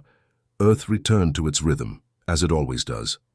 The seasons changed with the tilting of the planet's axis, the same cycle that has governed life for billions of years, indifferent to human concerns and human revelations. Spring brought new growth, summer brought warmth and abundance, autumn brought harvest and preparation, winter brought cold and dormancy, and then the cycle began again. People went to work and came home, fell in love and raised children, pursued their ambitions and dreams, dealt with their disappointments and griefs. The vast machinery of human civilization continued its operation. Crops were planted and harvested. Buildings rose and fell, technologies advanced, conflicts flared and subsided. Life went on, as resilient and adaptable as it has always been throughout the long human journey from caves to cities to the edge of space. There's a paradox in how humanity processes events that should be transformative. Something happens that should change everything. A war, a disaster, a revelation, a contact with the unknown. And for a brief time it does dominate consciousness, does seem to be the only thing that matters. But gradually, inevitably, the press of daily concerns reasserts itself. You still need to eat, to work, to maintain relationships, to deal with the small problems and pleasures that make up the texture of ordinary existence. And so even something as potentially world-changing as 3i Atlas gradually recedes from the center of attention, not forgotten but filed away, integrated into the background understanding of how the world works, rather than remaining as an active, urgent concern. This isn't callousness or short-sightedness, it's survival. Consciousness can only hold so much in active awareness at any given time. If we remained perpetually focused on the cosmic implications of existence, we couldn't function in the immediate environment that makes demands on our attention. The bills still need to be paid. The children still need to be fed. The work still needs to be done. And so the mind, in its pragmatic wisdom, files away the cosmic questions and returns to the immediate concerns that have more obvious relevance to daily survival and well-being. But the experience doesn't disappear entirely. It changes the background, the context within which daily life occurs.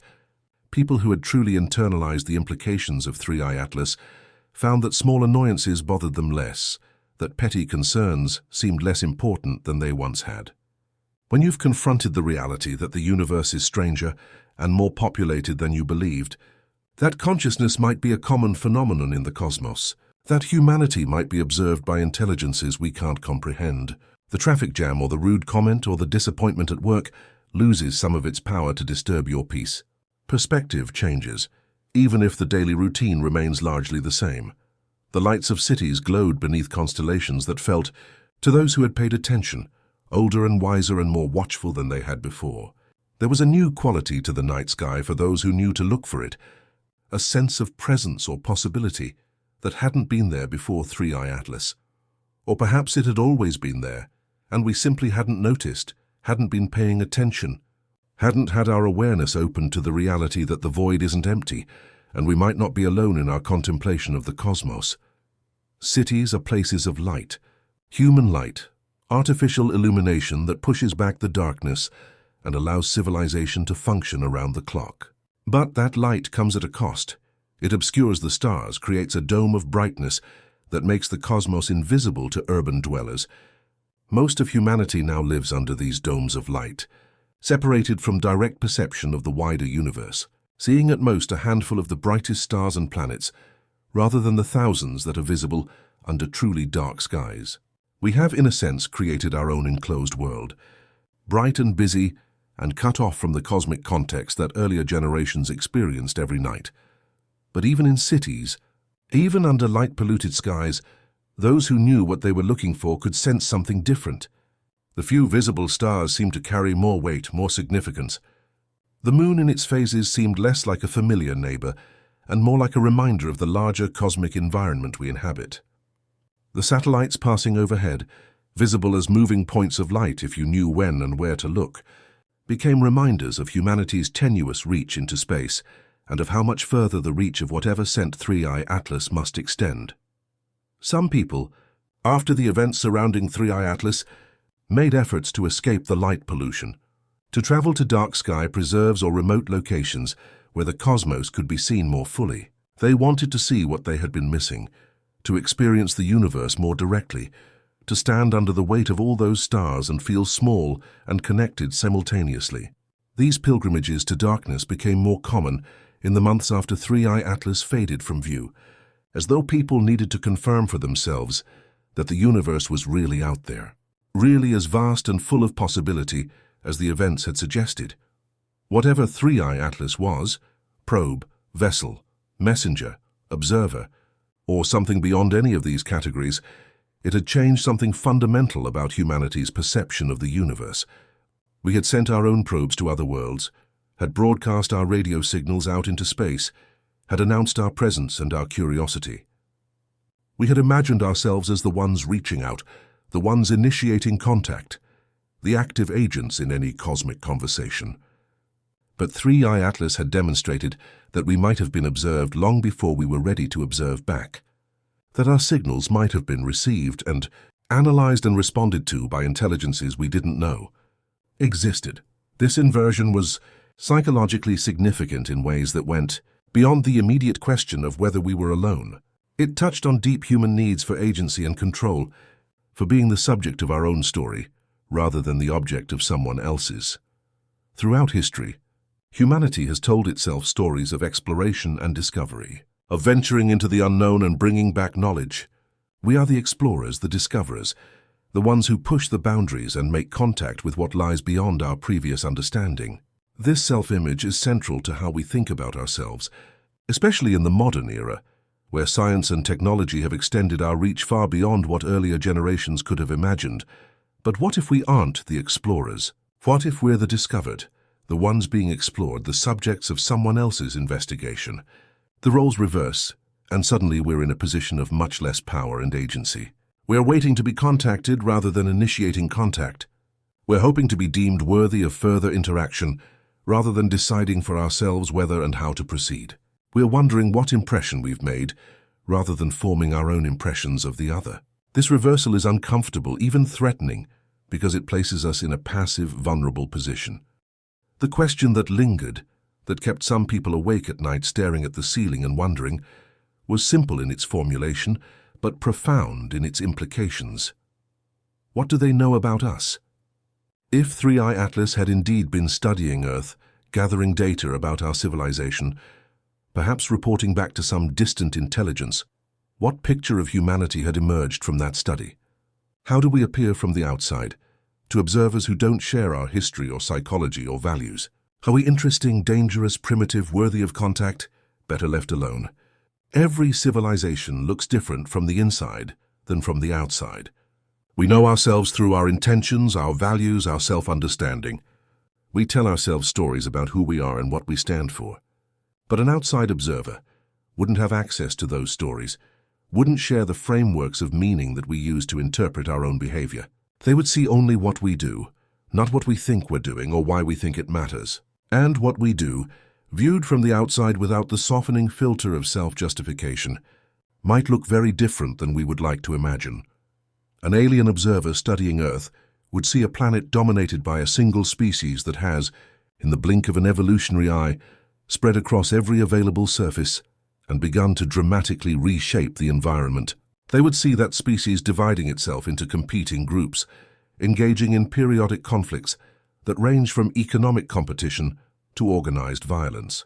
They would see dramatic inequality in the distribution of resources, with some members of the species enjoying abundance, while others struggle to survive. They would see the rapid consumption of finite resources, the alteration of atmospheric chemistry, the extinction of other species at rates that geological records suggest are unusually high. They would also see remarkable things, cooperation on scales rarely achieved by biological organisms, the creation of knowledge and art and technology, acts of compassion and sacrifice that seem to transcend simple genetic self-interest. They would see a species that has begun to understand the cosmos it inhabits, that has developed mathematics and physics and astronomy to map and predict the behavior of everything, from subatomic particles to galaxies. They would see a species that questions its own nature, that creates philosophy and ethics and religion in attempts to determine how it should live. They would see consciousness reflecting on itself, matter organized into patterns complex enough to contemplate their own existence. But which of these observations would weigh more heavily in the assessment of whatever intelligence had sent 3i Atlas? Would they see a species worth contacting, worth including in some cosmic community of intelligences? Or would they see a dangerous, unstable civilization that should be contained or avoided? Or perhaps something in between, a young intelligence showing both promise and peril, worthy of monitoring but not yet ready for full contact? We have no way of knowing, no framework for understanding how we might be judged by minds that evolved under different stars. And more troubling, do we have any control over how we're perceived? When you study insects, the insects don't know they're being studied, can't present themselves in a favorable light or explain their behavior and culture. They simply are what they are, and the observer draws whatever conclusions the observer draws. If we were being studied by something vastly more advanced than ourselves, something operating from frameworks of understanding we couldn't access or comprehend, were we anything more than insects in a cosmic petri dish, behaving according to our nature, while incomprehensible intelligences took notes? The insect analogy is uncomfortable because it strips away our sense of specialness, our belief that human consciousness and human civilization represent something unique and valuable in the cosmos. We want to believe that we matter, that our thoughts and feelings and creations have significance beyond their immediate biological function. But if we're being observed by something orders of magnitude more advanced than ourselves, something as far beyond us as we are beyond insects, then our cherished uniqueness might be invisible to them. They might catalogue us taxonomically, carbon-based, technological, aggressive, curious, without ever grasping or caring about the interior experience of being human, the subjective richness of consciousness that feels to us like the most important thing in existence. These thoughts were uncomfortable, even frightening, because they placed humanity in a position of powerlessness. We like to believe we have agency, that we can shape our own destiny and control our own narrative. But if we're being observed by something that can move through space in ways we can't explain, can affect our technology at will, can perhaps even touch our dreams and consciousness, then how much agency do we really have? Are we writing our own story, or performing in someone else's observation log? The powerlessness goes deeper than just the immediate question of contact. If advanced intelligence exists that can observe us without us being able to prevent or even fully detect that observation, then our privacy as a species has been violated in the most fundamental way. Everything we do might be watched and recorded and analyzed. Every decision humanity makes, every war we fight, every achievement we accomplish, every failure we suffer, might be noted in some cosmic database, catalogued for purposes we can't imagine.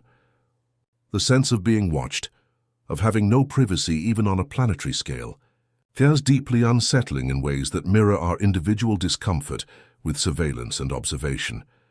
Yet there was another way to interpret the silence, another possibility that some found comforting rather than threatening. Perhaps the silence, the ambiguity, the lack of clear communication was itself a kind of respect, a recognition of humanity's right to develop on its own terms without interference. If 3i Atlas or its creators had wanted to control or manipulate humanity, there were surely more effective approaches than this strange, cryptic encounter that raised more questions than it answered. The very fact that we were left to interpret and decide for ourselves, that no obvious attempt had been made to dictate our response or understanding, suggested that perhaps we were being allowed our independence, even as we were being observed. This interpretation offered some comfort to those who found the implications of 3i Atlas threatening. Maybe the observation wasn't malevolent surveillance, but careful study conducted according to some cosmic ethical framework that prohibited interference with developing civilizations. Maybe whoever or whatever had sent 3i Atlas was following something like Star Trek's Prime Directive, maintaining distance and avoiding actions that would fundamentally alter humanity's natural development. The ambiguous contact, the hints and traces without clear messages, might be the closest they could come to interaction without violating their own principles of non-interference. Or perhaps the ambiguity had a different purpose, to test humanity's response, to see how we would react to contact that didn't follow any expected pattern. How does a civilization handle uncertainty? How do they respond to evidence that doesn't fit their frameworks? Do they panic? Do they deny? Do they adapt? Do they search for understanding? These responses might reveal more about a civilization's character than any deliberate communication could, might provide the very information that the observers were seeking. Maybe the attack, if that word could ever be appropriate for what had occurred, was never about harm, but about being heard. Not heard in the sense of communication with clear content, but heard in the more fundamental sense of recognition, acknowledgement, the establishment of mutual awareness. Before 3i Atlas, humanity existed in cosmic solitude, or at least in the assumption of solitude. We could speculate about other intelligences among the stars, could hope or fear that they existed, but we had no evidence, no experience, no confirmed contact. We were, in that sense, unheard, our signals broadcast into a void that never answered back.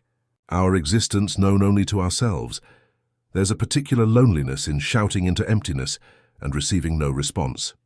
Humanity has been broadcasting radio signals into space for over a century now, ever since Marconi's first transmissions. Every radio station, every television broadcast, every radar ping has propagated outward at the speed of light, creating an ever-expanding bubble of electromagnetic noise that announces our presence to anyone who might be listening. We've sent deliberate messages too. The Arecibo message in 1974, the messages included on the Voyager Golden records, other intentional communications directed at star systems that might harbor life. All of this has traveled outward, and none of it has ever received a confirmed response. The silence in return has been interpreted in various ways over the decades. Maybe we're alone after all, the only intelligence to arise in our galaxy, or even in the observable universe. Maybe other intelligences exist but are too far away, so distant that their signals haven't reached us yet, or ours haven't reached them. Maybe they exist, but don't use electromagnetic radiation for communication, relying on technologies we haven't discovered yet. Maybe they exist and have heard us, but choose not to respond, for reasons benevolent or malevolent or simply incomprehensible. The Great Silence has been one of the defining mysteries of our age, a question that shapes how we think about our place in the cosmos. But if 3i Atlas represented even the ambiguous, unclear contact we had experienced, it meant we were no longer alone in that way. Somewhere, something knew we existed. Our signals had been received, our presence noted, our world visited. We had been heard, even if we didn't know exactly who was listening or what they thought of what they heard. In a universe of almost unimaginable size and age, in a cosmos where civilizations might arise and fall without ever knowing another intelligence exists, this recognition, this simple fact of being known to exist, might be the most profound gift one intelligence could offer another. The gift of recognition is more fundamental than the gift of knowledge or technology or any specific information. To be known, to be acknowledged, to have one's existence confirmed by another consciousness, this addresses one of the deepest human needs, and perhaps one of the deepest needs of any conscious being. We spend our lives seeking recognition from others, wanting to be seen and understood and acknowledged. We form relationships, create art, build civilizations, all in part to say to the universe, I exist, I matter, witness me. And the universe, until 3i Atlas, had seemed utterly indifferent to these declarations, had responded with only silence and emptiness. But now, perhaps, the silence had been broken, not with words, not with clarity, but with the ambiguous signal that someone somewhere had noticed us. We had been seen. Our presence had been marked. In the vast loneliness of the cosmos, we had been found. Whether that finding would prove to be blessing or curse, salvation or doom remained unknown. But the fundamental fact of contact, however unclear and uncertain, had transformed our existential situation from isolation to relationship, even if we didn't yet understand what kind of relationship it was or what it might become. The world drifted towards sleep in the hours after midnight, in the quiet time when most of humanity rests and dreams. In cities, the lights dimmed gradually as people finished their days and sought their beds. Offices went dark. Their workers departed to homes where other lights would illuminate for a few more hours before they too succumbed to the darkness and the silence of deep night. Televisions clicked off, conversations ended. The general busy noise of human activity faded toward the background hum that persists even in sleep, the circulation of air through ducts, the hum of refrigerators and electrical systems. the distant sound of traffic that never entirely stops in major urban areas. In remote places, away from human habitation, the night continued its ancient patterns. Animals moving through darkness, according to instincts unchanged by human concerns. Plants growing in the slow time of biological processes. The earth itself rotating with the momentum of its creation billions of years ago. Nocturnal predators hunted, guided by senses adapted to darkness. The owl's exceptional hearing, the cat's light-gathering eyes, the bat's echolocation. Prey animals moved carefully, alert to dangers they couldn't always see but could sense through sound and smell, and the subtle disturbances in air pressure that mark an approaching predator. Insects conducted their business under cover of night, pollinating flowers that bloom after sunset, feeding on plants and each other, in the endless cycle of consumption and growth that drives the biosphere. The Earth itself continued its rotation, turning at about 1,000 miles per hour at the equator, though we feel no motion because everything moves together. The atmosphere and the ground and everything on it spinning in unison. This rotation brings each part of the planet through the cycle of day and night, exposing every location to the sun's light and warmth for part of each 24-hour period, and then turning it away to face the cosmos directly. We are in this sense always half in daylight and half in darkness, half facing our star and half facing the infinite depths of space, and somewhere above, beyond the atmosphere, beyond the reach of human eyes but not human instruments, the magnetic patterns lingered, the faint traces that something had been there, had interacted with our world, had left its mark in ways subtle but measurable. The cosmos continued its vast operations, galaxies rotating, stars being born and dying, the fundamental constants of physics maintaining the delicate balance that allows matter and energy to organize into the complex structures we call planets and stars. And perhaps, on some of those planets' life, the universe operates on scales of time and space that dwarf human comprehension. A human lifetime is, cosmically speaking, less than an eye blink. All of human civilization, from the first cities to the present day, has unfolded in a period that represents a tiny fraction of 1% of the Earth's age, which itself represents only about a third of the universe's age. The stars we see in the night sky are ancient, many of them older than our sun, some of them already dead, their light still traveling toward us from explosions that occurred before Earth existed. The light we see from distant galaxies left those galaxies when the universe was young, has been traveling through expanding space for billions of years to finally arrive at Earth, where our telescopes can capture it and our minds can marvel at it. In this vast context, the appearance and disappearance of 3I Atlas was a momentary event, a brief intersection of two trajectories in space and time. The object had arrived from the interstellar void, had passed through our solar system for a period of months, and had departed again into the darkness. From the universe's perspective, if the universe could have a perspective, this was nothing significant. One small object moving through space as countless objects move through space at every moment. But for humanity, for the brief-lived conscious beings who happened to be present during that passage, it was transformative, a moment when the cosmos reached out and touched us in ways both measurable and mysterious. One thought lingered in the consciousness of those who had paid attention, who had followed the story of 3I Atlas, from its first flash to its final fading. It wasn't a comfortable thought, wasn't the kind of resolution that allows you to close a book satisfied and move on to other concerns. It was an open question, a wound in the certainty of everyday existence that wouldn't quite heal. The wound wasn't painful exactly, but it was persistent, a sense that something fundamental had changed and could never be changed back. That innocence once lost cannot be recovered. Perhaps the attack was never about harm, but about being heard.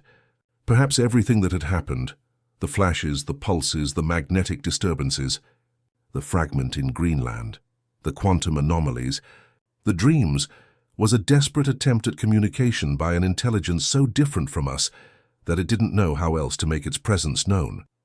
Perhaps we had been shouting into the void for decades with our radio signals, and 3I Atlas was someone shouting back in a language we almost but not quite understood, using methods we could detect but not fully interpret. Communication between truly different intelligences might always be this difficult, this ambiguous. We share a language with other humans because we share evolutionary history, brain structure, sensory apparatus, the entire context of being human on Earth. Even so, human communication is imperfect. How many relationships founder on misunderstanding? How much conflict arises from people simply talking past each other? And that's between minds that are fundamentally similar, built on the same biological template, processing reality through the same basic mechanisms.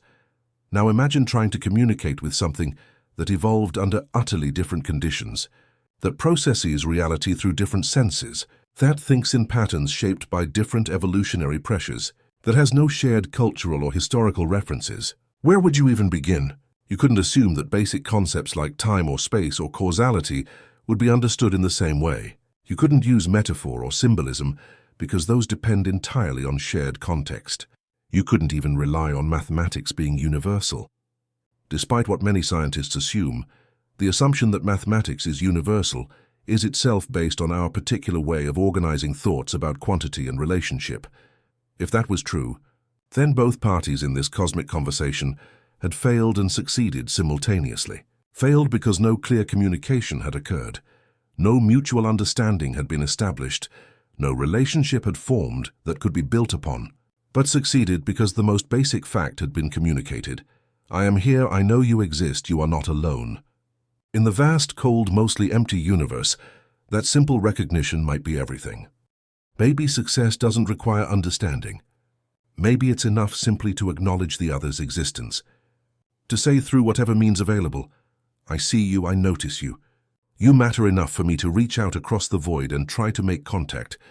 The content of the message might be secondary to the fact of the message, the attempt at connection more important than the success of that attempt. We value the gesture in human relationships.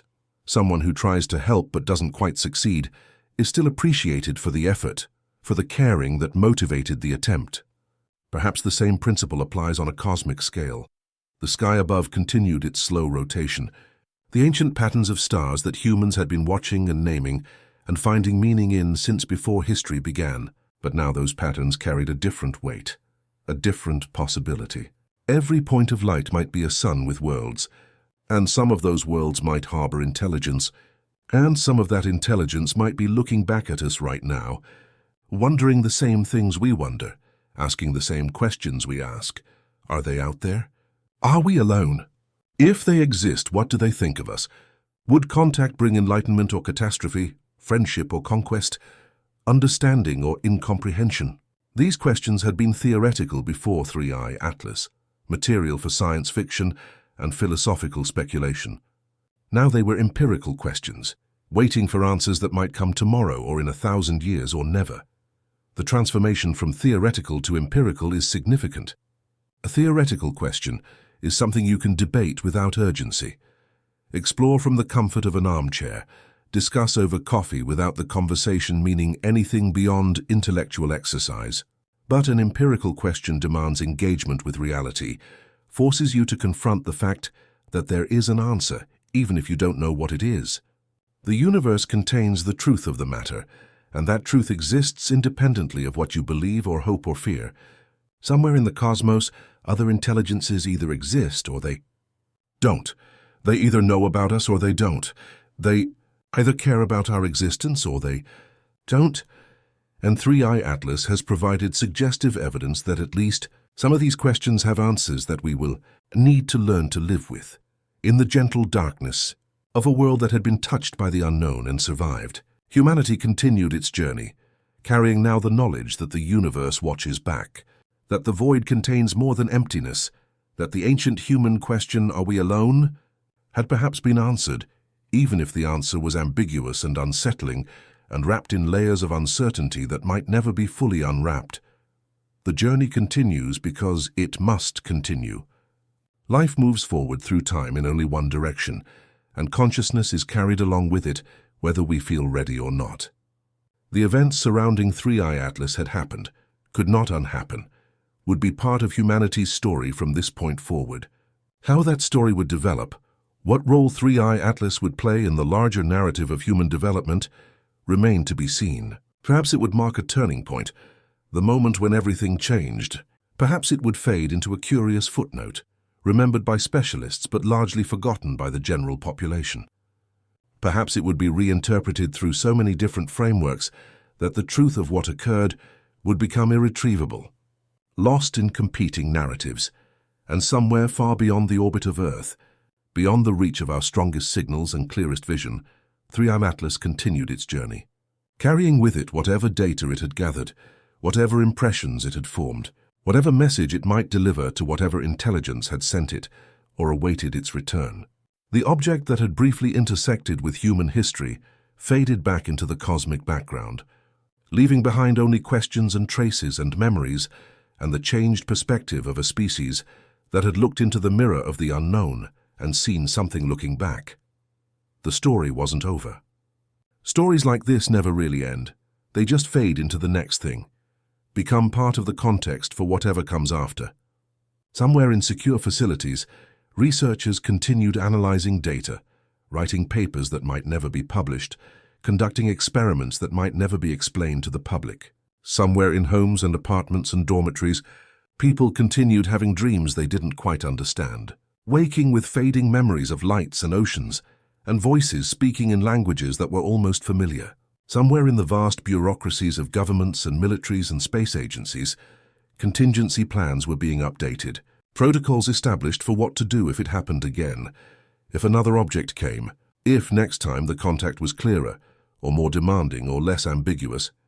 And somewhere in the depths of space, in the incomprehensible distances between stars where light takes years to travel, and matter is sparse beyond imagining, other things might be moving, other intelligences might be watching, other messages might be traveling toward us at the speed of light, or through means we haven't discovered yet, carrying greetings or warnings or invitations or threats or simply observations, notes in some cosmic catalogue where civilizations are listed and categorized and evaluated according to criteria we couldn't begin to guess.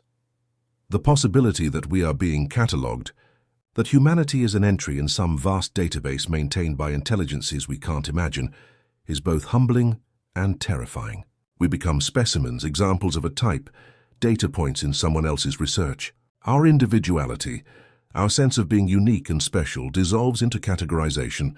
Carbon-based oxygen breathers with technological capability, in early development phase, potentially unstable, recommend continued observation but no direct contact.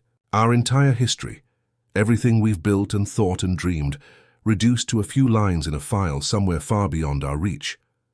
But perhaps that perspective is too pessimistic. Perhaps cataloging is an act of care, of preservation, a way of ensuring that what we are isn't forgotten, even if our civilization should fail. Perhaps somewhere in the cosmos, knowledge of Earth and humanity is being maintained in archives that will outlast our sun, that will preserve the fact of our existence long after our planet is gone. In that sense, cataloging might be a kind of immortality, the assurance that we were here, that we mattered enough to be remembered by something greater than ourselves. Under the calm night sky, under the watchful stars, under the thin veil of atmosphere that separates human fragility from cosmic immensity, Earth continued its rotation, its orbit, its journey through space and time, and the people on its surface continued their lives, changed in ways both obvious and subtle, by the knowledge that something had come, had seen, had acted, and had departed, leaving behind the greatest gift and burden that one intelligence can give another, the absolute certainty that we are not alone, combined with the agonizing uncertainty of not knowing what that means. The night deepened. The stars wheeled overhead in their ancient patterns, and in the silence between heartbeats, in the space between thoughts, in the vast quiet that underlies all human noise and activity, the universe waited, patient and inscrutable, full of secrets that might take humanity another 1,000 years to discover, or that might be revealed tomorrow, or that might remain forever beyond our comprehension. Mysteries wrapped in the fundamental strangeness of existence itself, and that, perhaps, is where we must leave this particular story, not at an ending, because there is no ending, but at a resting point, a moment of pause in an ongoing narrative whose next chapters haven't been written yet, and might be written by intelligences and forces we can't predict or control. The sky blinked back and we saw it blink, and nothing will ever be quite the same again. Sleep well under the watchful stars. Dream your dreams. whether they're yours alone or touched by something beyond. Wake to a world that is both familiar and changed, comfortable and strange, home and simultaneously a small blue dot in a cosmos that contains multitudes we're only beginning to suspect. The story continues, always continues, and we are all characters in it whether we understand our role or not. The gentle silence holds everything. All the questions we've asked, all the answers we'll never receive, all the wonder and fear and hope and uncertainty that comes from being conscious beings in an incomprehensible universe that occasionally, briefly, incomprehensibly, reaches out to touch us and remind us of how little we know and how much remains to be discovered. Breathe, wonder, watch the stars, wait for what comes next. And as the last lights of the last cities finally dim, as the last wakeful minds surrender to sleep and dreams, the planet turns in darkness and in light, carrying us all forward through time at a speed we never feel but never escape, moving always into a future that contains possibilities we can barely imagine, encounters we can't predict, revelations that might shatter or expand or simply complicate our understanding of what we are and where we fit in the vast, strange, beautiful, terrifying cosmos that is our home and our horizon, our cradle and our challenge, the source of all our questions and perhaps, someday, some of our answers. Rest now. Tomorrow the sun will rise again, will illuminate our world with the same light that has nourished life on Earth for billions of years, the same fusion reactions that power stars throughout the universe, connecting us through physics to every distant point of light in the night sky. Tomorrow we will wake and continue, carrying our questions and our hopes and our fears forward into whatever comes next, into the unwritten story of a species that has looked at the stars and wondered, and has now perhaps begun to receive, in fragments and ambiguities and traces too subtle to be certain, but too persistent to ignore, the first whispers of an answer to the oldest question. Are we alone? No, perhaps not. Perhaps never again. The story rests but does not end. The cosmos waits, patient and eternal for what comes next in the grand narrative of consciousness, recognizing consciousness, intelligence reaching across the void to touch intelligence, the universe awakening to itself through countless eyes on countless worlds, each asking the same questions, each seeking the same recognition, each hoping and fearing in equal measure that somewhere out there, someone is listening. Good night, Earth. Good night, watchers. Good night, stars. The universe whispers back, we see you.